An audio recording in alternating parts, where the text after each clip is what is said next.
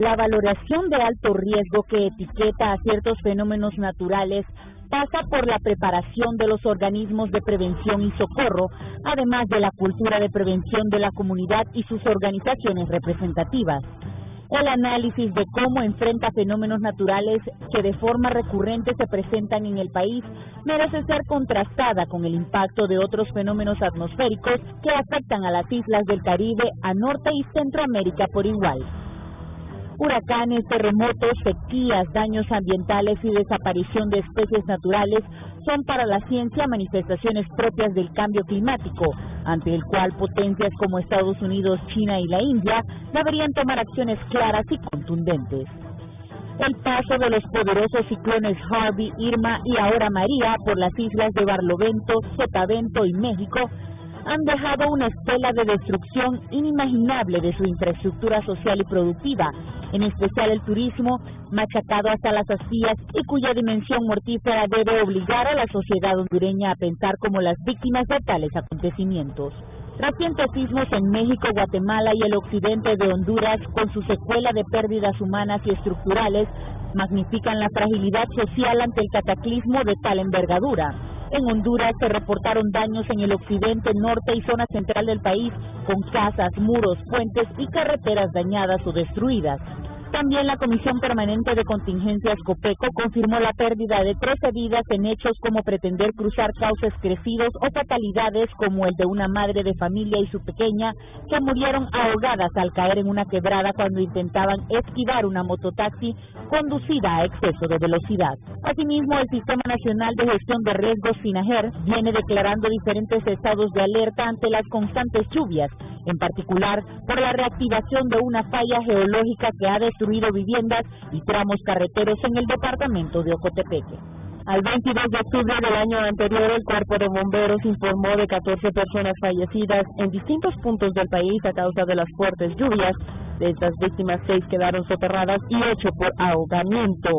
Las zonas donde se reportan derrumbes, en los que ciudadanos perdieron la vida, se encuentran Trojes y El Guano, en el departamento de El Paraíso. Además, daños en Colón y Francisco Morazán, donde también hubo hechos lamentables. Asimismo, COPECO reportó que unas 5.000 personas resultaron afectadas a causa de las lluvias a nivel nacional. Con ese propósito es que el gobierno y la comunidad internacional han creado la institucionalidad necesaria, además del monitoreo constante para medir la evolución de distintos fenómenos y verificar si constituyen un riesgo para el país. El informe de fortalecimiento de la reducción de riesgo de desastres en Centroamérica implementa dicha política a nivel local, nacional y regional. Su objetivo principal es contribuir a la construcción de capacidades comunitarias del área centroamericana al considerar las propiedades en políticas de reducción de riesgo por desastres y adaptación al cambio climático. Hoy, el apocalipsis de la naturaleza deja de ser referencia bíblica para convertirse en una posibilidad muy real.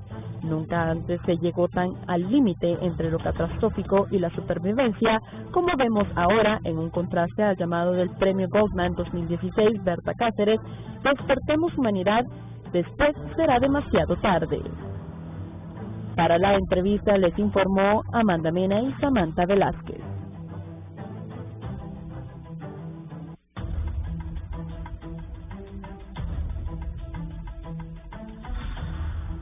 Buenos días, bienvenidos a la entrevista de Canal 11. Los invito a también a escucharnos en Radio Visión Honduras en la 90.1 en Tegucigalpa, 90.9 en San Pedro Sula, 93.5 en la zona central del país, 105.5 en el litoral atlántico y la 90.3 en Choluteca. Don Julio Quiñones, su comisionado para el Distrito Central de la Comisión Permanente de Contingencias de COPECO, bienvenido. Por favor, encantado, muchas gracias. Gusto saludarlo. Y don Jorge Escobar, experto en sismos, también de COPECO. Bienvenidos. Mucho gusto, gracias. 13 personas en esta temporada de lluvia han muerto en Honduras. Es una cantidad exagerada de personas que han muerto por esta temporada de lluvia. Vamos a hablar del sismo de México, recientemente finalizando estaban mis compañeros dando la noticia de otro sismo en Nicaragua, llamado Reyes, vía telefónica desde nuestro centro de noticias internacionales nos estará informando. Vamos a repetir esta nota por la importancia de lo ocurrido en México. Adelante, compañero. No mames, a mi abuela. No mames, a mi abuela. No mames. No mames,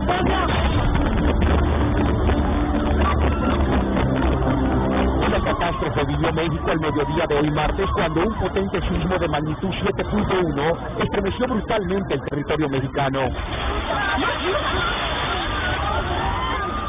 El terremoto, cuyo epicentro se localizó entre los estados de Morelos y Puebla, deja hasta el momento la terrible cifra de 142 muertos, derrumbes de edificios en la capital mexicana y personas atrapadas entre los escombros. Las escalofriantes imágenes publicadas por usuarios de las redes sociales evidencian el terror que vivieron millones de mexicanos, quienes gritaban, corrían y lloraban al ser testigos de las desgarradoras escenas. ¡Que se salgan! ¡La pared se rompió! ¡Que se salgan!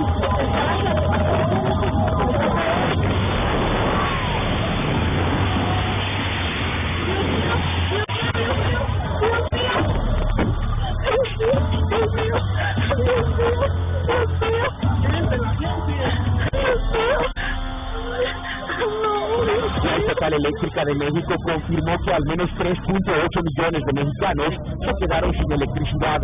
Autoridades de gobierno expresaron que los cuerpos de socorro continúan con las labores de rescate, agregando que las cifras de heridos incrementan y desafortunadamente se prevé que las mortales también.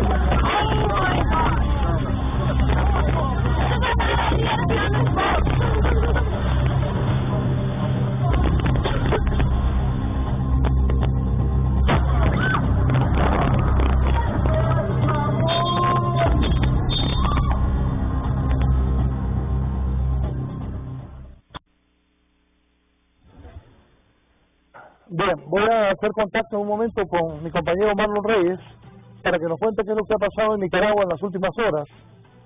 Don Jorge, si nos explica qué es lo que ha ocurrido en México. Sí, lo que ocurre en México no es extraño desde el punto de vista sismológico. Lo que sucede es que la Tierra no es un planeta estático, es decir, muchas cosas están pasando dentro del interior de la Tierra. Los sismos son básicamente producidos por la dinámica de la Tierra.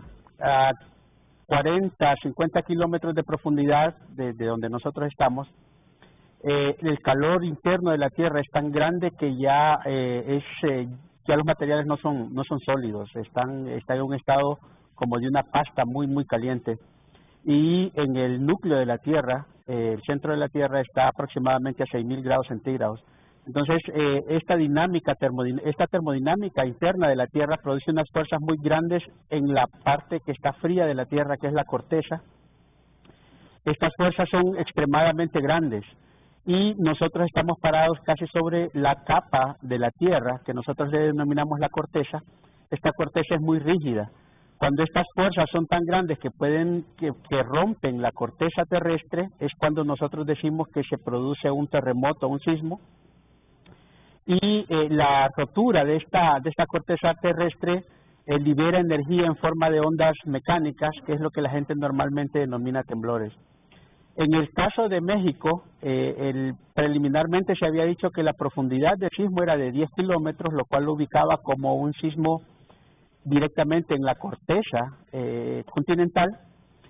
Posteriormente se dijo que la profundidad del sismo era de más de 50 kilómetros. Esto solo es posible si se le asocia, digamos, el fenómeno de subducción. Es decir, la subducción consiste en que el fondo del Océano Pacífico se está metiendo por debajo de México. El fondo del Océano Pacífico también es una corteza rígida, muy dura. Se mete por debajo de México y se rompe debajo de México, que aparentemente fue lo que sucedió en este caso, produciendo un sismo de magnitud 7.1. Me decía usted que los países que tienen costa Pacífico grandes tienen problemas. Sí, lo que sucede es que hay algo que se denomina el Anillo de Fuego del Pacífico, que es básicamente todos los países que tienen costa en el Pacífico, en particular Latinoamérica, desde Alaska hasta Cabo de Hornos, toda la costa del Pacífico de América, en particular de América, ¿verdad? Desde luego hay en Asia y en otros lugares. Toda la costa del Pacífico de Latinoamérica está sujeta a estos terremotos. De hecho, dos de los más grandes terremotos del siglo XX se produjeron justamente en las costas de América, uno en Alaska y otro en Chile. México tiene una costa pacífica muy grande, por lo tanto es muy propensa a sentir este tipo de eventos. Guatemala también, Nicaragua. Sí, permítame un momento, voy a hacer un alto. Ha ocurrido algo en San Pedro Sula con nuestro compañero Gerlin Díaz. Voy a ir a San Pedro Sula. Gerlin, adelante, ¿qué ha ocurrido? Adelante, Gerlin. Afuera de la vivienda del exalcalde de San Pedro Sula, Rodolfo Padilla Sonseri, donde las autoridades venían a darle captura y el posterior traslado a un centro penal, pero se ha escapado. Por acá me acompaña el comisario Luca Bartales, sin dar detalles. En la inspección que hicimos a la vivienda no se encuentra. ¿Él tenía que estar acá? Claro, estaba en arresto domiciliario, debería de estar en su vivienda. ¿Qué pasó? ¿Desde qué hora desapareció él? Lo que manifiesta la esposa es de que él salió ayer a tempranas horas hacia los juzgados, a una audiencia, y desde ese entonces no lo ha vuelto a ver. Ahora, ¿eso es lo que argumenta la familia del exalcalde Padilla Sonseri? Eso es lo que ellos dicen. Nosotros vamos a seguir con las investigaciones y la búsqueda, y ya alertamos todos los sistemas de información de la Policía Nacional y en eso estamos. ¿Qué pasa con los agentes que estaban a cargo de la seguridad de él, ya que tenía arresto domiciliario? Eso lo vamos a investigar, no sabemos qué pasó y estamos en proceso de investigación. Ahora, el argumento es que salió de aquí a una audiencia ayer. Sin embargo, esta audiencia no llegó porque él no estaba en los tribunales.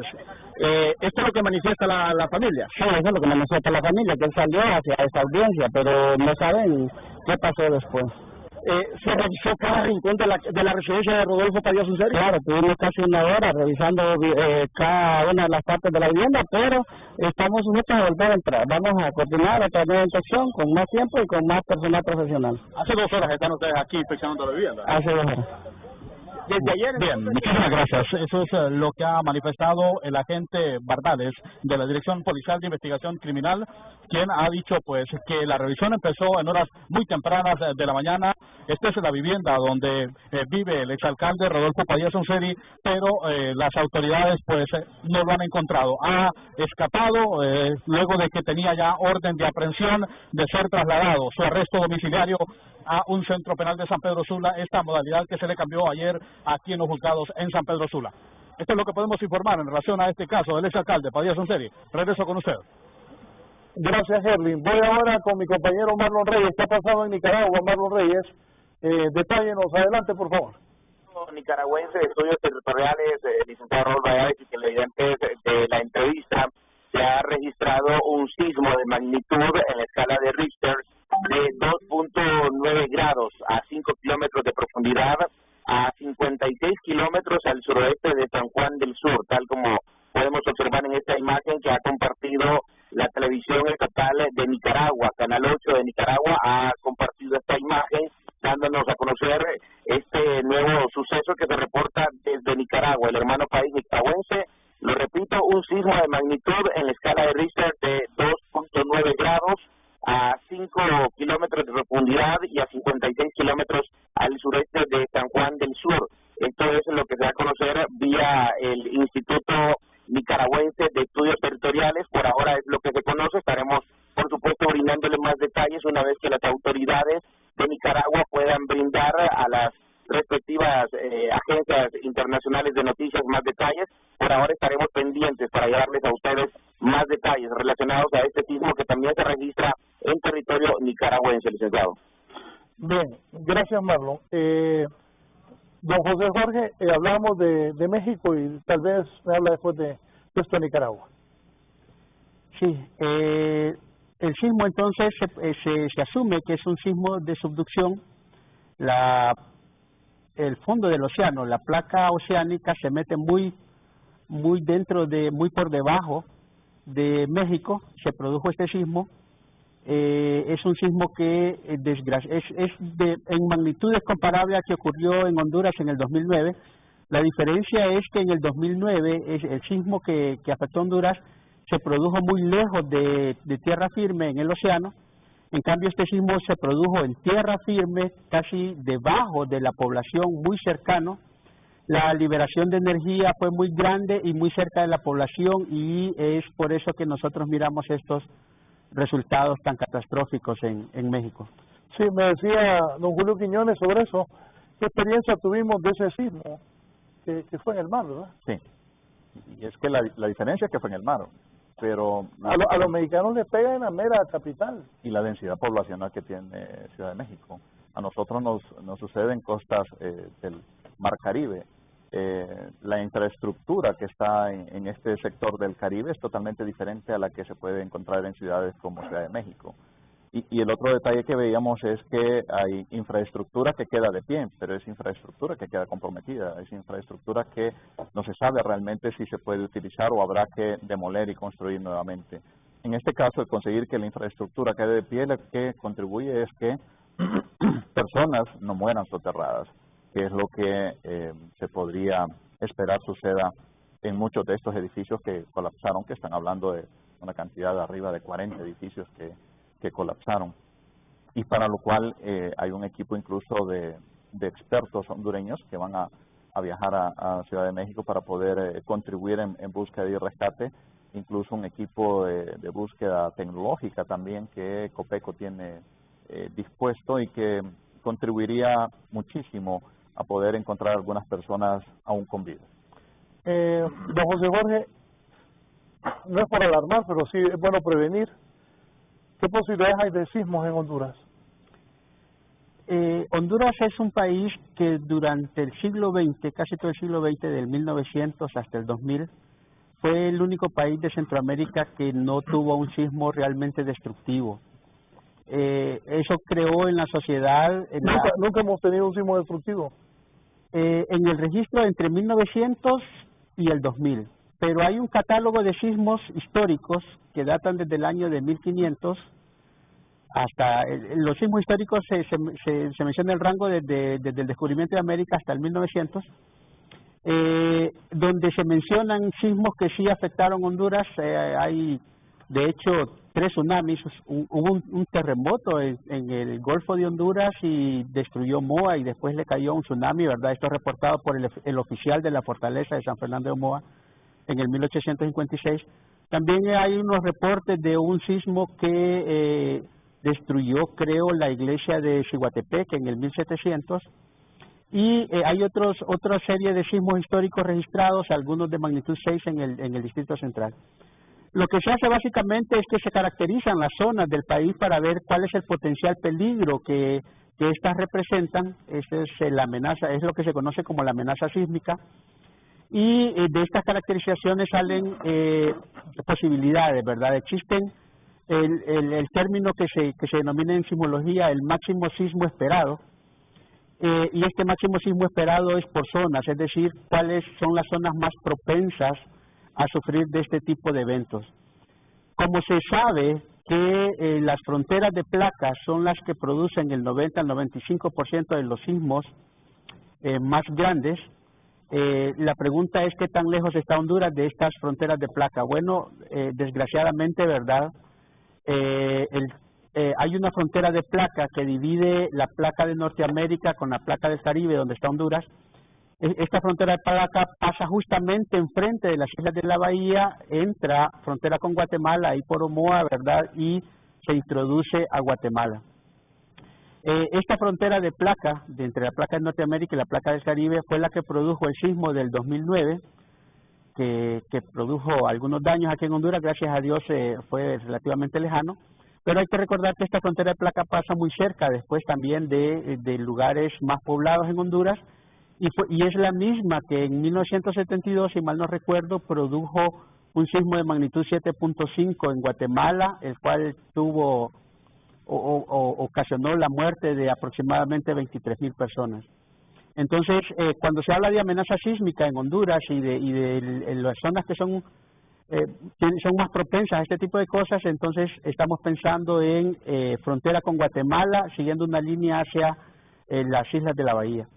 Y por el sur, desde luego, tenemos costa en el Pacífico, en el Golfo de Fonseca, y ya estamos viendo o se sabe, ¿verdad?, que todos los países que tienen costas en el Pacífico son propensos a sufrir sismos de magnitud considerable debido a esta subducción, ¿verdad?, que el fondo del océano se está metiendo debajo de la corteza continental. Vamos a combinar estos dos temas, los problemas de la lluvia y los sismos en México, Centroamérica y en Honduras. En esta temporada de lluvia van 13 personas muertas, decía yo al inicio, que es demasiadas personas las que han muerto producto de las lluvias. Vamos a ir al departamento de Olancho con mi compañero Oscar Licona, que nos detalla de 3 personas que se habían desaparecido. Al cierre del noticiero de anoche, Oscar nos decía que ya uno había aparecido. Oscar, detállenos. Buenos días, hacia adelante, por favor. Muy buenos días, licenciado Valladares. Es un enorme placer saludarle, al igual que a sus invitados. En efecto, el informe exclusivo que tenemos y que informamos desde ayer en 11 Noticias, pues ya tenemos confirmado el hecho. Apareció 2 personas, una con vida y en estos momentos una persona sin vida. Se ha reportado ya el hallazgo del señor Manuel Mesa, de unos 49 años de edad. Manuel Mesa, sin vida. El otro señor, el otro ciudadano que informamos el día de ayer, José Gregorio Zelaya, aún no ha aparecido. Los equipos de rescate de la zona, los vecinos, porque no ha llegado bombero, no ha llegado Copeco, están en búsqueda. El vehículo apareció, licenciado, yo mandé el material a la entrevista, ahí están las fotografías. El vehículo apareció 200 metros de donde fueron arrastrados de la quebrada o el río Ojo de Agua, allá en el municipio de La Unión. Ellos eran originarios de Salamá y andaban en trabajo de realización de un reservorio de agua.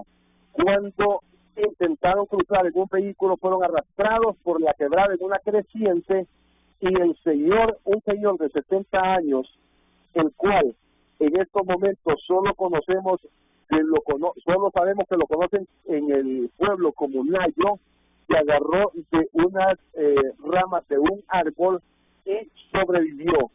Él vio cuando el vehículo arrastraba a los otros 2, José Gregorio Zelaya y Manuel Mesa. Cabe destacar que uno de los 2 es el propietario de la empresa de televisión por cable en Salamá. El carro en un Mazda Paila, de Paila, y el hecho ocurrió a eso de las 5:30 de ayer, martes, en La Unión, allá en los pueblos del norte. Yo estoy preparando ya la nota para las próximas ediciones de 11 Noticias, el licenciado. Repítame, entonces José Gregorio Zelaya no apareció vivo, entonces. Bien, José Gregorio Zelaya está aún desaparecido, licenciado. No se sabe si está con vida o está sin vida. Lo que sí es que él iba con Manuel Mesa en la paila del vehículo, y la lógica de los pobladores, que es lo que me están informando, me están alimentando la información, es que ellos tienen una leve esperanza de encontrarlo aún con vida. Tienen una leve esperanza de encontrarlo con vida, pero esas esperanzas se van disminuyendo cada vez que está transcurriendo el tiempo. El carro fue encontrado. Ahí tenemos el cuerpo de Manuel Mesa. José Gregorio Zelaya aún no aparece ni con vida o sin vida, licenciado. Están en estos momentos pues en la búsqueda, anda la Policía Nacional y los pobladores en la zona. ¿La otra persona cómo le dicen? Nayo, a él lo conocen como Nayo. Cabe destacar que él es originario de Choluteca, no es olanchano. Bien, gracias, Oscar. Don Julio, ¿qué le decimos a la población de esto? Hay un tema de responsabilidad ciudadana, ¿verdad? la mayoría de las personas que han fallecido han tenido mucho que ver con si decido o no decido hacer qué cosa. Cruzar un río, pasar durante un momento de una crecida, un vehículo, aunque sea 4x4, el arrastre de una quebrada de un río puede ser realmente no seguro, ni sabemos al final qué puede ocasionar, y la consecuencia es esto. Entonces aquí hay un tema de responsabilidad ciudadana, y es ahí donde hacemos mucho hincapié nosotros en que es necesario que nosotros seamos los primeros en ponernos a salvo. El río era cuestión de esperar un par de minutos, un par de horas, y que bajara su caudal y poder cruzar, y así no exponer ni mi vida, y en este caso la vida de las personas que el vehículo llevaba en la paila. No queremos al final criticar a la familia o a estas personas, pero sí es necesario que la población entienda cuando nosotros hacemos los llamados de ponerse a salvo. Las alertas que se declaran es con la idea de que la ciudadanía puede estar atenta a lo que puede estar sucediendo en su entorno. Al final es un tema de aprender a convivir con el riesgo, porque el país como tal es altamente vulnerable. Tegucigalpa, por ejemplo, es una ciudad que tiene a más de 300.000 personas viviendo en zonas de alto riesgo. Es sumamente importante que cada ciudadano también haga su parte cuando vean cosas como esta. Lo ideal es ser precavidos y esperar un momento para poder cruzar el río. La mayoría de las personas que han fallecido, Raúl, tienen que ver con este tipo de situaciones, un tema de responsabilidad ciudadana. En Tegucigalpa más de 300.000 personas viven en situación de riesgo. Sí. Menciónenme algunas colonias. Y le voy a mencionar las que en este momento están presentando algunos problemas por el tema de la entrada de humedad del Pacífico, que normalmente viene de esta zona oriente del país, desde la colonia Los Pinos, pasando por la colonia Villanueva, siguiendo hasta la colonia Hato de en Medio, Suyapa, Nueva Suyapa, Aldea Suyapa, La Era, la San Miguel, la Travesía, la Mololoa, la Sosa, pasamos hasta la 21 de octubre, el Rincón, la Canaán, reparto arriba, reparto por bajo, seguimos hasta el Bosque, Buenos Aires, Miramesí, las colonias El Chile, El Porvenir, Francisco Morazán, 14 de febrero, Camposielo, El Pastel, San Martín, 3 de Mayo, Las Mercedes y toda esa franja de la quebrada El Sapo. Desde ahí hasta la zona de la Villanueva, el bosque, sí. Y si usted, ¿la cabaña? Si usted tuviera un mapa, Raúl, del Distrito Central y traza una línea recta entre el Chile y la colonia Villanueva, toda esa franja oriente de la ciudad es la que actualmente nos está presentando problemas por la entrada de humedad que se está generando justamente desde el Pacífico, pero además es que son colonias altamente vulnerables. Y está haciendo un recorrido que nos estamos metiendo ya en Comayagüela, porque los niveles de saturación también están ya aumentando en este sector de ciudad. Sí, todas estas colonias. Son 156 barrios. Voy Raúl, a ver si me da la lista, porque voy a mandar a hacer un reportaje. Mucha de esta gente ni sabe esto. Mucha gente no sabe, aunque nos hemos dado la labor, Raúl, de ir a cada uno de estos barrios e incluso organizar comités de emergencia locales. Son organizaciones comunitarias que nacen de ahí mismo, son gente voluntaria que preparamos, capacitamos para efectos que puedan estar pendientes en estas temporadas que suceden situaciones de riesgo. Entonces, en su gran mayoría, nosotros ya hemos hecho un esfuerzo de que la ciudadanía sepa que viven en zonas de alto riesgo.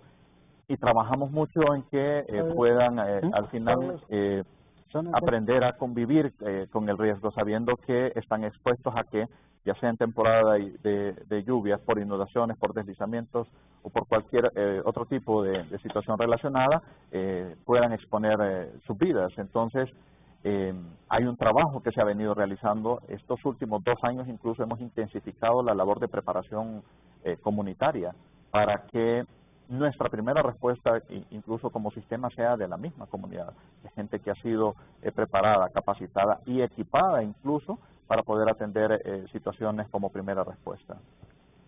Sí. 156 son en total. Ahí le di una lista de las que hoy están presentando algún tipo de situación. Está bien, como vamos a combinar los temas, ¿está preparado Honduras para enfrentar secuelas de un terremoto? Es una pregunta difícil porque realmente a nivel mundial... Lo vi que dudó cuando me iba a contestar. Sí. Es que normalmente es complicado porque a nivel mundial aún los países con mucho dinero, los países industrializados, un ejemplo Japón, se ha demostrado, se ha visto que no tampoco están tan preparados para el caso de un terremoto, ¿verdad? Ellos ponen defensas costeras para los tsunamis, tienen estructuras sismoresistentes. Se supone que un reactor nuclear puede resistir hasta una bomba atómica y el caso de Fukushima tenemos, ¿verdad?, que un sismo generó un tsunami y tenemos todavía problemas en el Pacífico con ese reactor nuclear de Fukushima. Entonces, en ese aspecto, aún con todos los recursos que uno se pueda imaginar, es complicado decir que una sociedad está 100% lista para el caso de un terremoto. En el caso de Copeco, del ministro comisionado Lisandro Rosales, se ha tomado casi el deber, ¿verdad? Se ha obligado a sí mismo a tener una red sísmica que esté monitoreando toda la actividad sísmica de Honduras 24 horas al día, 7 días a la semana. Esto mucha gente no lo sabe porque son cosas que son trabajos que se hacen ahí, ¿verdad? Que no son muy publicitados, pero sí el ministro comisionado está muy pendiente de este tipo de cosas y se tiene una red sísmica. La red sísmica sirve para monitorear no solo los terremotos grandes, sino también los temblores pequeños que nos avisan qué fallas son las que están activas y cuál es el potencial que puedan tener destructivo. La segunda institución, digamos, o organización que es prioritaria en este tipo de cosas es el Colegio de Ingenieros Civiles. Ellos han propuesto desde el año 2010 un código de construcción de estructuras sismoresistentes. Esto con el propósito de disminuir la vulnerabilidad de la sociedad, de disminuir los colapsos de estructuras como las que estamos viendo en México. No es tan fácil decir yo le voy a poner más concreto a mi estructura para hacerla sismoresistente porque resulta que entre más rígida es la estructura, menos energía disipa y es de hecho más probable el colapso. Por eso usted mira que hay edificios, hay videos de edificios en México que oscilaron porque están diseñados de forma sismoresistente y están disipando energía y los edificios que estaban muy rígidamente construidos, muchos de ellos colapsaron. Entonces, la tendencia en sismología o en disminuir el riesgo de amenaza por sismos consiste básicamente en caracterizar cuáles son las zonas potencialmente activas y qué tan dañinas pueden ser, y eso dárselo como un parámetro de entrada al código de construcción para que los ingenieros estructurales puedan diseñar estructuras que sean sismoresistentes. Sí, voy a ir con Carlos Soto en Copeco. Carlos, buenos días. Entiendo que un grupo de gente va a México. Sí, señor. Lo que les comentaba recientemente, que hay un equipo de 36 personas que estarán viajando a México. 30 de ellos son expertos en búsqueda y rescate en espacios confinados, en estructuras colapsadas del Cuerpo de Bomberos, y 6 son equipo especialista de Copeco en búsqueda electrónica. Vamos a Copeco, Carlos Soto. Adelante, Carlos. Muy buenos días, licenciado Raúl Valladares, televidentes del foro La Entrevista. Efectivamente, aquí en Copeco se ha emitido una conferencia de prensa con respecto a estas 36 personas que van a llegar hasta México a dar respuesta después de la orden que dio el presidente de Honduras. Es así, Lisandro Rosales, comisionado de Copeco. Bueno, el equipo que ha sido instruido por el señor presidente, don Juan Orlando Hernández, de poder acudir a México, está listo para que en cualquier momento, una vez que México haga ese llamamiento, poder salir en una ventana de tiempo de menos de 3 horas. Ya tenemos cuál sería el destino donde estaríamos ubicándonos. Uno de los miembros del equipo ha sido llamado de manera inmediata por parte de Naciones Unidas para que conforme la comisión de recepción de estos equipos de diferentes partes del mundo. Ella es la señora Lourdes Jardón, que es miembro UNDAC de Naciones Unidas, y de esta manera poder coordinar las acciones en tierra antes de que lleguen cualquier equipo de los países que hemos ofrecido ayuda. Así que estamos listos en cualquier momento. Está el equipo conformado por personas especializadas en estructuras colapsadas, en materiales peligrosos, en logística, en médicos, en ingenieros estructuralistas, y también va un binomio de la Policía Militar de Orden Público, que es de búsqueda y rescate, para apoyar estas labores que tienen que ver con la atención y búsqueda en las primeras 72 horas, que son vitales para la vida de las personas atrapadas. No se maneja aún cuánto tiempo permanecerá este grupo de respuestas en este país, ¿no? Bueno, un mínimo de 7 días es lo que tiene capacidad de autonomía, aunque va un oficial logístico que tiene capacidad de adquisición de logística para poder atender a los ciudadanos en caso de ser necesario, o a los hondureños que van en este equipo Catracho Usar, ellos llevan el abastecimiento necesario para el tiempo que sea prolongado. Recuerde que las primeras 72 horas después de un evento de estos son vitales para poder dar atención y poder encontrar a un cuerpo con vida. Muchísimas gracias, comisionado, un placer. Bueno, y también nos acompaña el Cuerpo de Bomberos, que también estará formando parte de esta comisión. ¿De qué manera ustedes van a ayudar? Bueno, nosotros estamos conformando este grupo, Catracho Usar, donde participamos un grupo homogéneo, el Cuerpo de Bomberos, también parte del grupo de Copeco. Nosotros llevamos personal altamente capacitado en lo que es BREC, que es búsqueda de rescate en estructuras colapsadas, y lo que es REC, digamos, rescate en espacios confinados, también como ustedes, digamos, ingenieros civiles, ingenieros eléctricos, médicos, digamos, gente especializada en materiales peligrosos, pero acordémonos que en un espacio confinado se encuentra todo tipo de materiales. Estamos ya preparados, listos, para poder apoyar a ese hermano país que acordémonos que para el MIS son los primeros países que nos apoyaron, y el día de ayer pues desde las Naciones Unidas el señor presidente de la República se puso la orden con el presidente Peña Nieto para que este grupo fuera a apoyar a ese hermano país en la solidaridad que como pueblos hermanos tenemos que tener todos los hondureños. Muchísimas gracias, oficial Silva. Bien, lo que se espera ahora es la decisión del gobierno mexicano para poder trasladar a estas personas hasta México, y se inicia así la labor de parte de esta nueva iniciativa que inicia el gobierno de Honduras. Bueno, y es muy importante resaltar también que se contará con tecnología de alta generación para poder ayudar a salvar vidas.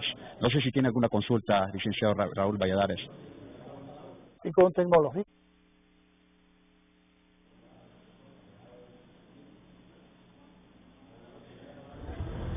Ya volvemos con más de la entrevista con Raúl Valladares. En Empresa Energía Honduras, seguimos trabajando con esmero, cumpliendo con las actividades asignadas por contrato a través de programas innovadores e integrales de atención al cliente, con el enfoque de una atención personalizada. Nuestras cuadrillas en todo el país, día a día, al cuidado y operación de la red de distribución eléctrica. Reportes y orientación 24/7, marca gratis desde tu celular al 118 o al 2276-4370. Síguenos en nuestras redes sociales de Facebook y Twitter.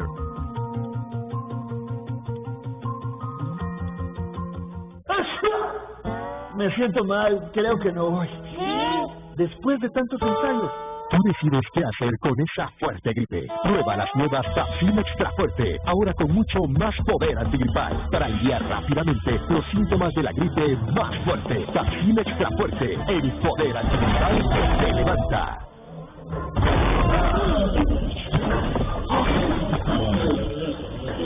Tener pie de atleta puede causar molestias monstruosas. Usa Canesten Extra, la poderosa fórmula combinada de 5 ingredientes para un efectivo alivio inmediato. Canesten Extra, alivio que sientes desde la primera aplicación. Si es Bayer, es bueno. El mejor entretenimiento y el internet más rápido de Honduras, solo con Cable Color. Contrata nuestro paquete de 4 megabytes y recibe TV digital con acceso ilimitado a ESPN Play para que disfrutes transmisiones exclusivas y contenido on demand, más 9 canales HD sin costo. No lo pienses y comienza a disfrutar de los mejores servicios que Cable Color te ofrece por solo $35. Contrátalo al 2540-1234 o al 2262-0000. Cable Color, una empresa 100% catracha. Estos 49 años los celebramos con orgullo y éxito. Seguros Continental agradece la confianza que deposita en nosotros. Por eso contamos con el respaldo de las compañías reaseguradoras más prestigiosas del mundo, para ofrecerle las mejores opciones de seguros. 49 años y vamos por más. Seguros Continental, fortaleza y renovación. Contáctanos al 2540-0016 o al 2262-9201 o en Facebook Seguros Continental, @SECCONHN.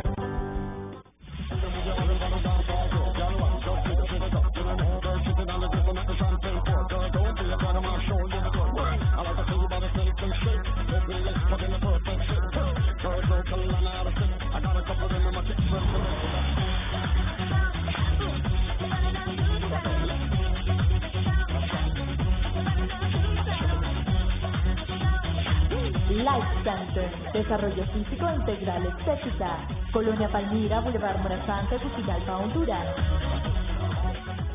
Expedientes Criminales es traído gracias a Claro, Copatrocina, Cire.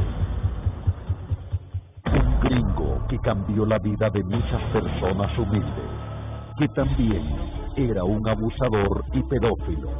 Él es Christopher Glenn. Descubra cómo las fuerzas de seguridad ingresaron a su fortaleza. Esto es Expedientes Criminales. No te pierdas el caso de las bodas prohibidas. Domingo 24 de septiembre, 8 p.m. por Canal 11. Expedientes Criminales fue traído gracias a Claro, Copatrocina, Cire. De parte de todos en Prestadito, queremos desearte un feliz mes de la patria, porque no importa la ocasión, Prestadito es la solución. Celebremos el mes de independencia de Honduras con pisto en mano. Ven por tu pisto en nuestras agencias ubicadas en San Pedro Sula, Choloma, El Progreso, La Ceiba, Copán, Comayagua, Tegucigalpa, Villanueva, Juticalpa y Choluteca, o aplica en línea en miprestadito.com. Para más información, síguenos en Facebook, Prestadito Honduras. Tu mundo se mueve en instantes. Todo lo que sucede tiene un impacto en tu vida. 11noticias.hn te conecta con tu mundo 24/7. Somos tu conexión directa con la noticia. Somos Honduras. Continuamos con más de la entrevista con Raúl Valladares. Este segmento es presentado gracias a Empresa Energía Honduras. Seguimos trabajando con esmero.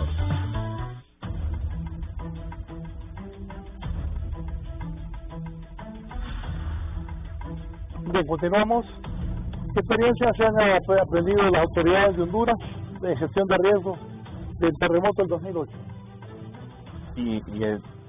Raúl, la capacidad hoy de incluso decirle a México, aquí tenemos un equipo de expertos que pueden ayudarles a ustedes en esta crisis. Al final creo yo que cada una de estas experiencias nos permite irnos capacitando y mejorando al final en cuanto a recurso humano, pero incluso en cuanto a tecnología. Dentro del equipo que va para México hay un equipo de búsqueda tecnológica, en donde llevan cámaras y equipo de audio que permite poder incluso escuchar personas que puedan estar a profundidades determinadas y con esto conseguir hacer rescate de personas. Así que hemos ido con el tiempo mejorando y tal vez sea malo hacer esta comparación. Raúl, han fallecido 13 personas durante esta temporada lluviosa en el país.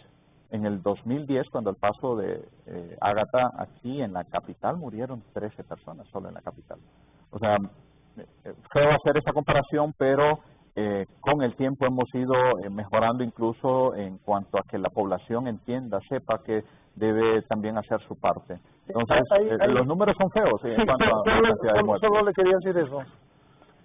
No, para mí es bastante alto, Julio, que hayan 13 personas muertas producto de la lluvia. Y mucha gente, es por imprudencia de la gente también. Sí. Quisiéramos cero, ¿verdad, Raúl? O sea, pero la gente también tiene que hacer caso. O sea, nosotros hacemos nuestra parte, pero aquí hay una responsabilidad compartida, Raúl. O sea, Raúl también tiene que, de alguna manera, cuando crece la quebrada El Sapo, por ejemplo, ni siquiera verla, porque uno no sabe al final qué cantidad de agua va a bajar, se va a desbordar y nos va a terminar arrastrando. O sea, que hay una cuestión de responsabilidad compartida. Yo, ciudadano, también debo hacer mi parte, porque es fácil muchas veces señalar, no vamos, no fuimos, mire, que aquí ya la casa me va a caer encima. Por favor, sálgase de la casa y ya cuando esté a salvo llámenos y díganos, mire, mi casa tiene peligro de caerse. Pero hay una cuestión también de ciudadanos, de hacer nuestra parte. Nosotros estamos trabajando de verdad, mire, de manera incansable, Raúl, noches, días, madrugadas, no importa la hora, y ciudadanos le pueden comentar. Yo he estado presente en la Mololoa, que es una zona que es peligrosa, que yo no quiero ir, 12 de la noche, 1 de la mañana, y le digo esto por las imágenes que estoy viendo, que eso fue en la Mololoa. Yo estuve ahí con estos ciudadanos. O sea, no nos importa la hora, vamos y de alguna manera vemos cómo contribuimos para que las familias puedan estar a salvo, pero el ciudadano también debe hacer su parte. Y comparar ellas, especialmente el número de personas fallecidas, tal vez no sea lo más prudente, pero le digo, solo en el Distrito Central, en el 2010 fueron 13 personas que fallecieron, solo en el Distrito Central. O sea, hemos venido con el tiempo mejorando muchísimo, incluso en cuanto a que la población esté educada sobre este tema. Quisiéramos 0 muertes, pero aquí también tiene mucho que ver la misma población. Mira, ponerme zapatos de Olancho, por ejemplo, desgraciadamente las 3 personas que viven en ese carro, el río estaba bastante crecido. Sí. Y uno, hasta cuando aquí en Tegucigalpa, aquí en esta calle de la Miramontes, se inunda y uno piensa, meto o no meto el carro ahí. No, mire, ese carro es un carro fuerte. Sí, pero son máquinas. Sí, yo quisiera comentar que es que... No, por eso, perdón, son máquinas, pero aunque sea fuerte, la gente debe medir la fuerza que trae el agua. Me refiero a que son máquinas, o sea, usted le dice, métase, se mete, pero la decisión es que la manera es uno. Claro, a eso me refiero. ¿Me decía Oscar? Perdón. Sí, lo que sucede es que la gente tiende a despreciar la capacidad del agua. Un carro de estos es un carro muy nuevo, de 4x4 aparentemente, pesa alrededor de un poco más de 1 tonelada. 2 toneladas. Déjenme decirles que el agua es tan densa, es un término físico, ¿verdad, químico?, que 1 metro cúbico de agua, es decir, usted agarra 1 metro por 1 metro por 1 metro, eso pesa 1 tonelada. Es decir, que si a ese carro le cayeron 10 metros cúbicos, 20 metros cúbicos, que es poco, pudieron haber sido cientos de metros cúbicos, cada metro cúbico es 1 tonelada, o sea que está diciendo que a ese carro fácilmente le cayeron 20 o 30 toneladas cuando eso lo pesaba 1.5. No hay que despreciar ese poder que tiene el agua. El agua es muy pesada, muy pesada. Y los japoneses hicieron un experimento una vez donde demostraron que una capa de agua de 50 centímetros de altura, es decir, algo muy pequeño, como este tamaño, es capaz de botar a una persona y matarla. No digamos si ya es una capa mayor de 50 centímetros. 50 centímetros es casi lo que uno denominaría un charco, ¿verdad? Pero es una capa de agua que está fluyendo, solo que el agua tiene esa característica que es muy densa, ¿verdad? Y 1 metro cúbico de agua y 1 metro cúbico es algo relativamente pequeño en volumen, puede pesar lo mismo que un automóvil 4x4. Entonces, a las personas, ¿verdad?, se les pide que no desprecien la capacidad destructiva del agua porque lleva mucha energía, es un elemento muy poderoso. ¿Con qué preparación cuentan las autoridades hondureñas en esta materia? Aquí hay un tema del recurso humano, capaz, preparado, capacitado y con capacidades suficientes para poder tomar algún tipo de determinaciones, pero también con unidades de respuesta inmediata.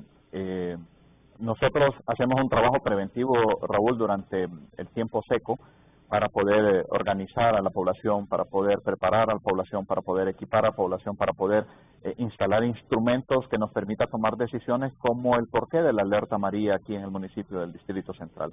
O sea, no es una decisión antojadiza, sino que hay instrumentos que nos permiten a nosotros tomar ese tipo de decisiones y por ende de manera efectiva decir, aquí están estos 334 albergues que tiene el municipio del Distrito Central dispuesto para poder albergar a X cantidad de personas que, si fuera necesario, lo hacemos. Estamos usando mucho el albergue solidario, pero en caso de ser necesario tenemos espacios físicos donde poder albergarnos.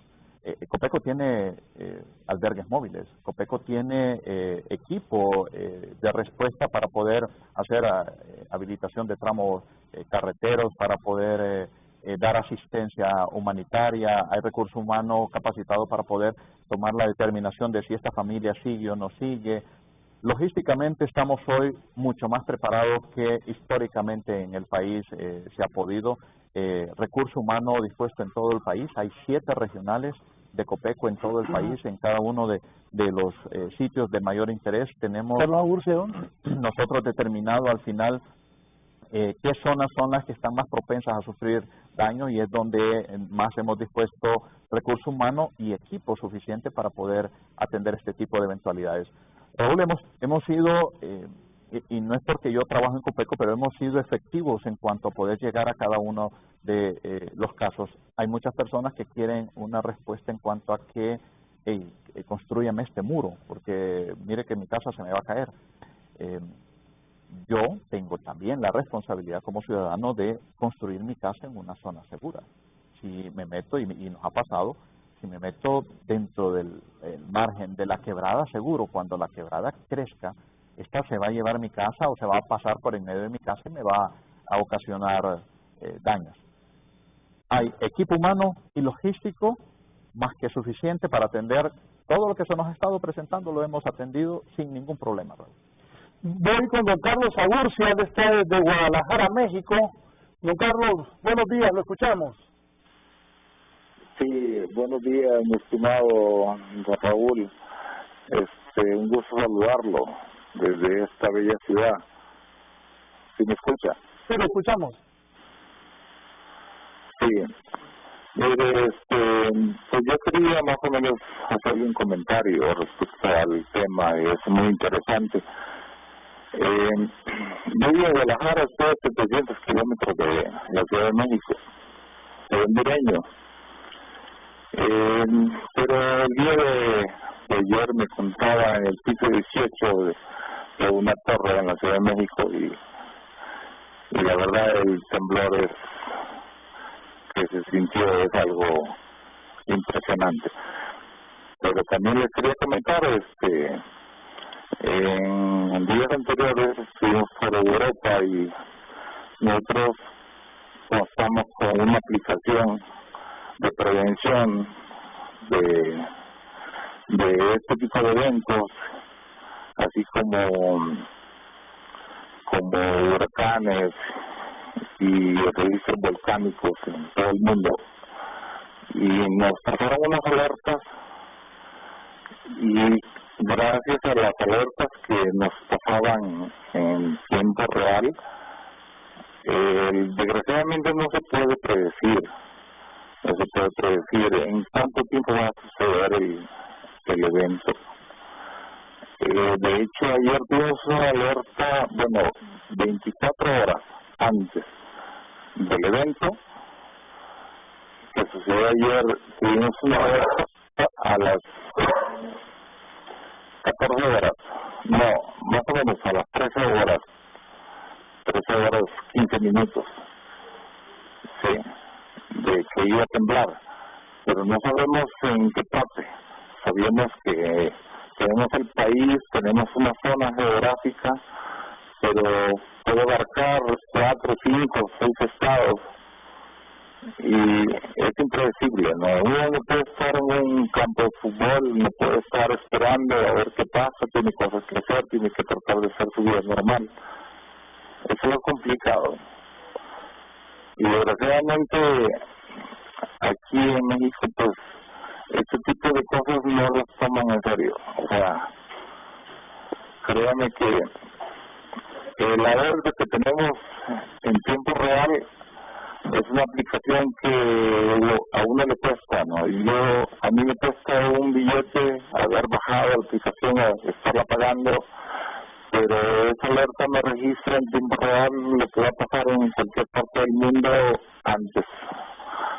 No me da la precisión, pero me da la prevención, ¿no?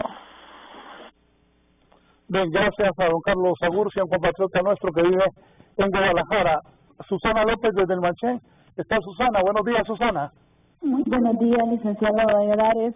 Me agrada mucho ver que haya un programa adecuado para esto que se ha dado en México y sobre todo que en Honduras tengamos la prevención adecuada para que si nosotros un día tenemos que pasar por esto, estemos preparados para que la mentalidad de las personas, sobre todo psicológicamente, se pueda adaptar a este tipo de sucesos para que no tengamos un pánico colectivo, sino que solucione. Yo creo que una de las mayores ventajas que tuvo México es ver que la gente, yo miraba que estaba alrededor de donde estaba sucediendo el sismo y aún así tenía una cierta tranquilidad que yo realmente admiro, porque yo no sé si yo hubiera podido tenerla. Y realmente eso creo que la concientización, el hecho de que tengamos prevención, solidaridad que la gente acuda a quienes pueda ayudar y sobre todo, ¿verdad?, que estemos pendientes de las noticias para que ellos nos estén diciendo en dónde tenemos que evacuar o dónde tenemos que tener las medidas en el momento. Creo que es muy importante, y escuchar sobre todo a las personas que tienen el conocimiento, los organismos de prevención del país, acudir a ellos y llamarlos si nosotros vemos algo extraño en nuestra casa, y sobre todo estar cuidando de nuestra familia y de dónde están. Así que yo estoy muy, verdad, condolida con lo que ha pasado en México. Mi solidaridad, nosotros nos respaldamos como hermanos en oración y respeto. Gracias. Gracias a usted. ¿Me decía, Julio? ¿Qué reacción genera en Raúl una alerta? Cuando normalmente es atención. Atención y temor. Cualquier alerta, o sea, ¿qué está pasando? Pero es parte de esa cultura que hemos querido implementar aquí en el país. O sea, las alertas aquí se declaran. Hoy tenemos 10 departamentos en alerta verde y un municipio en alerta amarilla. Pero la idea es conseguir la atención de la ciudadanía. Repítame a la gente qué es alerta verde. La alerta verde nos permite a nosotros poder estar atentos porque algún fenómeno puede venir y generar algún tipo de problema. La alerta amarilla nos permite a nosotros poder hacer evacuaciones preventivas en algunos sitios que nosotros ya tenemos determinados como zonas de alto riesgo, y alerta roja definitivamente tenemos que sacar a la gente de donde esté para ponerla a salvo, porque ya tenemos encima cualquier tipo de situación o fenómeno. Pero Raúl, y la reflexión aquí es, las alertas al final son parte de esa cultura de prevención que queremos generar. La gente aquí ya está acostumbrada a ver los boletines de alerta en todos los sentidos, y que llame la atención y prestar atención en los medios de comunicación. Ustedes nos han ayudado muchísimo para poder difundir este tipo de alertas, que lo que conseguimos es la atención de la ciudadanía para que sepa qué es lo que está sucediendo, porque necesitamos que usted sepa, para que no se cometan imprudencias como muchas que hemos logrado ver que se cometen. Entonces vamos a seguirlo haciendo en la medida que sea necesario, y vamos a seguir haciendo los ejercicios simulacros que muchas veces los hacemos con niños en las escuelas, Raúl, pero esa es parte de esa cultura de prevención que tenemos que ir creando nosotros en la ciudadanía, en cada uno de los hondureños, y especialmente aquellos que viven en zonas que ya sabemos que son de alto riesgo. Sí, ocurrió algo ayer bastante insólito. Luego de esta nota de que don José Jorge Escobar que es experto en sismo, nos va a explicar qué ocurrió. En el 1985 hubo otro terremoto. Kelly.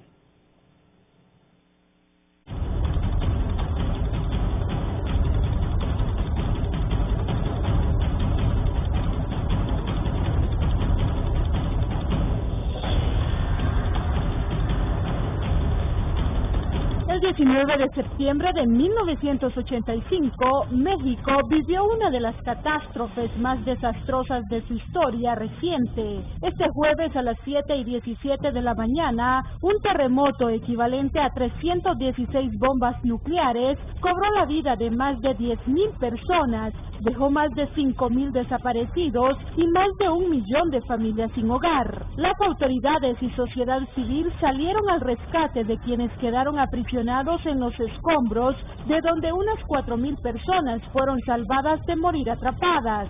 Como una cátedra de que las placas terrestres se volverán a mover, cada 19 de septiembre se realizan simulacros masivos, en parte para conmemorar la tragedia y en otra para prevenir una nueva catástrofe. En una ironía del destino, los habitantes de la capital azteca realizaban este día dicho simulacro cuando repentinamente se presentó la tragedia telúrica de este martes. Más recientemente, grupos de WhatsApp, estados de Facebook y perfiles de Twitter son las herramientas tecnológicas de la comunicación que permiten compartir el tranquilizante mensaje de "estoy bien".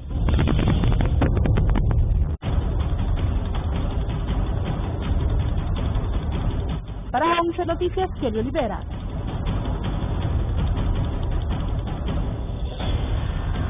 Gracias a Kelly. Don José Jorge, ¿cómo explicar eso? Misma fecha, ¿cuántas horas de diferencia? 5 horas de diferencia. 5 horas. Sí. Bueno, desgraciadamente en sismología se ha encontrado que los sismos no ocurren en fechas exactas, no tienen temporadas, no tienen épocas en las que ocurren más que en otras. Es una cosa un poco aleatoria. el hecho de que haya ocurrido en la misma fecha se considera, sismológicamente hablando, una casualidad, es decir, fue un azar del destino el que se hayan producido en esa misma fecha. Eso no significa que el próximo 19 de septiembre va a ocurrir, o dentro de 35 años, el 19 de septiembre va a ocurrir de nuevo un sismo, ¿verdad? Son cosas casuales. Lo que se hace normalmente es que se caracterizan las zonas y se calcula lo que se conoce como la relación de Gutenberg-Richter para saber más o menos cuántos sismos al año produce una determinada zona. En el caso del sismo de 1985, el sismo se produjo a 400 más o menos kilómetros de distancia que de la capital de México, del DF. Lo que sucedió en el 85 es una cosa que es muy poco conocida por algunos, es que México, el DF, está sentado sobre un lecho de lago seco, es decir, que tiene una capa de suelo poco consolidado, entre comillas, poco consolidado, ¿verdad?, de suelo, y este tipo de suelos es conocido por amplificar la señal de los sismos. A eso se le denomina efecto de sitio, es decir, que una casa que está construida sobre roca va a sentir poco la vibración, y una casa que está construida sobre un suelo muy blando va a sentir mucho la vibración, porque el suelo blando está amplificando. Y fue lo que ocurrió en mucha de la destrucción de 1985, se debió a este fenómeno de amplificación del suelo. A raíz del 85, me imagino, se cambió, se pusieron medidas más estrictas de Código de Construcción, pero hay que recordar que hay muchas edificaciones anteriores al 85 que obviamente no se pueden modificar, están ahí, a veces son edificios históricos, edificios que fueron hechos en 1970, 1980, que no tenían ningún tipo de diseño antisísmico, y esto vuelve vulnerable a la ciudad.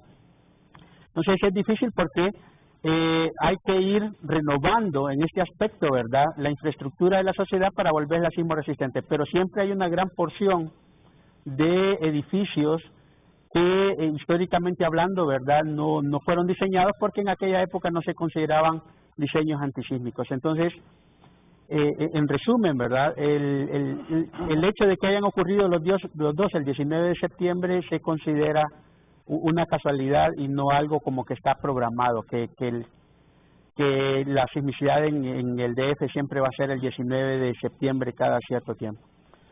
Sí, está María Rubio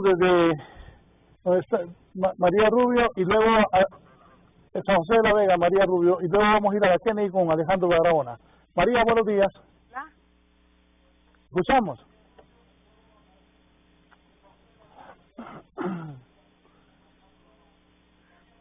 Hola. Lo estamos escuchando, escuche el teléfono, no el televisor. Del licenciado Raúl por estar abordando estos temas tan importantes de prevención para nuestra querida Honduras. Quiero decirles que en realidad la prevención es algo bueno, pero yo quiero decirles que aquí nomás, si Copeco es la institución de prevención y de ver que no le pase nada a los hondureños, aquí nomás tenemos algo espantoso que pasó ahorita en la colonia Santa Rosa.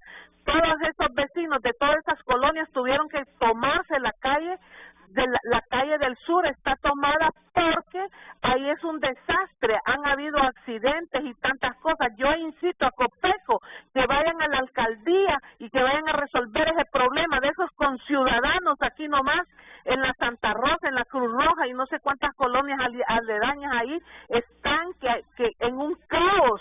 Entonces no hay necesidad de irse tan largo si aquí nomás tenemos los problemas que son trascendentales. Gracias. Alejandra Barahona desde la colonia Kennedy. Alejandra, buenos días.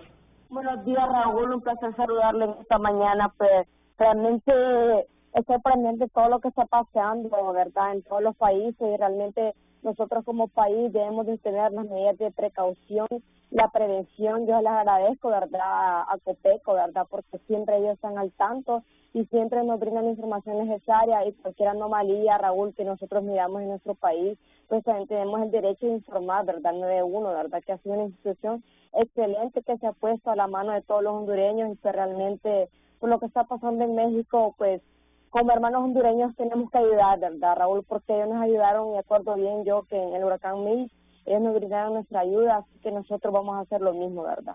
Muchas gracias. Gracias a usted por su comunicación, Alejandra. ¿Quién es el responsable de la gestión de riesgo en los municipios y en los departamentos? COPECO es al final quien coordina el Sistema Nacional de Gestión de Riesgo, y a nivel regional tenemos también subcomisionados que están dispuestos en todo el país. En cada municipio, comités de emergencia municipales son instruidos, capacitados, organizados, y a nivel de barrios y colonias, comités de emergencia locales. Pero el sistema como tal está conformado por una cantidad grande de instituciones: Cruz Verde, Cruz Roja, el Cuerpo de Bomberos, la Unidad Humanitaria de Rescate de las Fuerzas Armadas. Al final el sistema como tal, somos muchas instituciones, parte, la ANE, Hondutel, muchas instituciones, porque en momentos de crisis al final no sabemos cuál es la situación que debemos enfrentar y necesitamos tener a todas las organizaciones gubernamentales y no gubernamentales que de una u otra manera pueden contribuir para que la atención o la respuesta pueda ser efectiva, Raúl. Sí. ¿Prevenciones para terremotos? Es educación, básicamente. Hay que prevenir, hay que monitorear la actividad sísmica, hay que caracterizar zonas, hay que darles información a las personas que van a diseñar obras de infraestructura, educar a la población. COPECO en los últimos años ha realizado simulacros de evacuación ante sismos, evacuación ante tsunamis. Se está tratando de educar a la población ante todo este tipo de amenazas naturales, cosas que no se hacían, digamos, hace 10 o 20 años. Que la ciudadanía debe participar, ¿verdad, Raúl? O sea, estos ejercicios al final que hacemos no es que, o sea, no es tontera, al final no pretendemos incomodar o llegar solo porque tenemos que justificar algo como tal, sino que la práctica y el sismo de México es una muestra clara. Después del ejercicio que ellos estaban haciendo, porque cada 19 lo hacen, después de realizado el ejercicio, que mire, si usted está en México el día que hacen el simulacro nacional y usted está en el hotel, bajo la puerta de su habitación, en la mañana hay una notita donde le dicen a tal hora se va a realizar el ejercicio, el punto de encuentro es le ponen el mapita. O sea, es una práctica que al final lo que hace es prepararlo a usted para que sepa qué hacer. Entonces, cuando COPECO hace los ejercicios o simulacros de tsunami, por ejemplo, algunas personas dirán, tsunamis aquí, si a nosotros no. Mire, expuestos estamos al final. Simulacros se realizan con la idea de que la ciudadanía puede estar lista cuando le toque. ¿Se tiene previsto simulacros de evacuación? Hacemos simulacros de evacuación por incendios, por sismos, por tsunamis. Recién en Puerto Cortés se hizo un simulacro por tsunami. Así que de manera permanente estamos realizando. Hay una escuela aquí en la capital que ya incluso sin que nosotros estemos, ellos durante 3 ocasiones en el año realizan un simulacro con todos los niños, jornada de la mañana, jornada de la tarde, más de 600 niños. Y es una práctica que nosotros fuimos, les enseñamos y ellos se han quedado con esta práctica. Y como esa, muchas más lo imitan. ¿Preocupa lo ocurrido en Nicaragua también? Nicaragua es un país con una actividad sísmica mucho mayor que Honduras. Sí. Esto debido a la costa pacífica. Ellos tienen una costa pacífica más larga y más subducción. La subducción produce volcanes, todo esto produce fallamiento local, la corteza está más estresada. Siempre hay sismos en Nicaragua. Lo que pasa es que muchos de ellos no son sentidos por la población. Un sismo de 2.9, digamos, no es considerado un sismo peligroso. Donde estaba ubicado es de hecho natural. Lo raro más bien es que hayan detectado un 2.9, que es un sismo muy muy pequeño dentro del océano. Normalmente hay un límite de lo que uno puede percibir, ¿verdad?, con los instrumentos, que es alrededor de 3.5, 4 para el océano y 2.5 para tierra firme. En sismología se tiene el concepto de que el sismo que puede producir daño es un sismo de mayor de 4.5. ¿De 4.5? Son los que se consideran que pueden producir daños a estructuras. Tiene que ser un poco mayor de 4.5 para producir daños estructurales. ¿Un plan familiar de emergencia qué debe de incluir? Sumamente importante.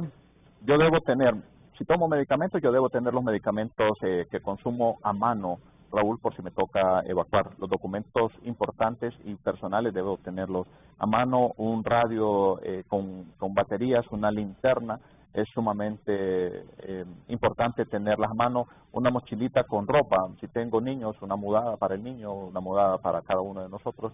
Esas cositas nosotros deberíamos de acostumbrarlas a tenerlas, y yo le decía en mi casa, a mi familia, estas cosas deben estar siempre dispuestas en caso de... O sea, deben estar aparte ya. Esto debe estar listo, es más, y no importa por humilde que sea la casa, Raúl, porque es que al final esto es cuestión de cultura. En la entrada de la puerta, cuando me toque salir, ahí debe estar colgada los documentitos que yo necesito llevarme, ahí deben estar listos para que yo me los lleve. Esto es parte de esa cultura que deberíamos de estar nosotros transmitiendo. Dentro de un tiempo determinado nosotros vamos a implementar un pequeño plan a nivel de familias para poder construir planes familiares. Todavía no tenemos determinada la cifra, pero será una cifra importante de personas a las cuales vamos a llegar, les vamos a ayudar a construir su plan familiar, esto con la idea de que sepan qué hacer, pero que se pueda difundir a nivel de toda la población. Mucha gente confía, han habido temblores acá en Honduras, pero mucha gente se confía que como no hay volcanes en Honduras, dicen nunca va a haber un terremoto.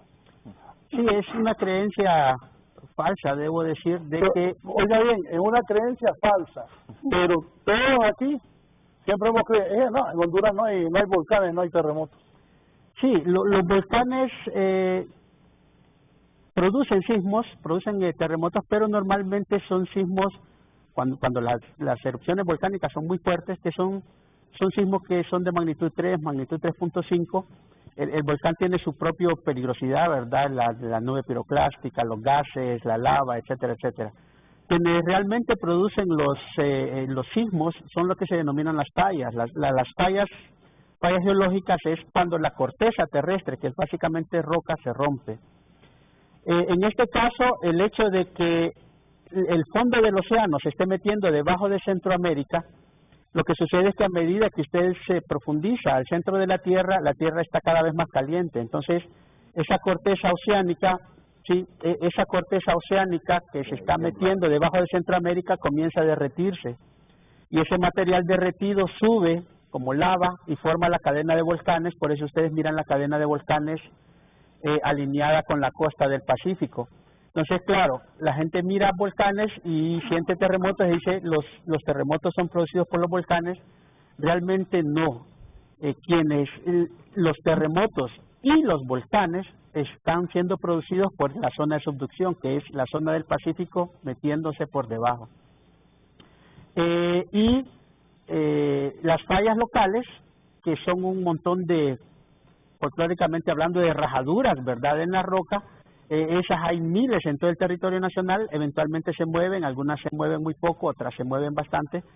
La magnitud del sismo que pueden producir, digamos que tiene un parámetro muy fuerte, que es la longitud de la falla. Entre más larga es la falla, mayor es el sismo que se pueda producir. Pero los sismos realmente grandes, ¿verdad?, son los que se producen en esta zona de subducción, que sería en el Pacífico, y la frontera de placa que está de Norteamérica y Caribe, que pasa norte de las islas de la bahía y entra frontera con Guatemala.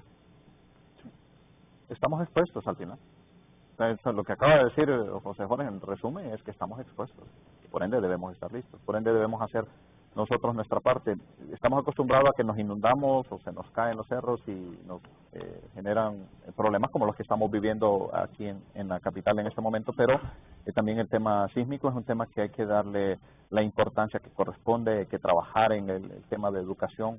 Tal vez soy necio en insistir que la parte preventiva es clave al final, pero es que, Raúl, cada dólar que invertimos en prevención nos ahorramos 7 en atención a las situaciones de emergencia, y lo podemos ver hoy mismo, ¿verdad? Si esta persona que cruzó el río con su vehículo se hubiera aguantado 1 hora allí al otro lado, no tendríamos lo que sucedió. Así que es sumamente importante que nosotros hagamos nuestra parte preventivamente.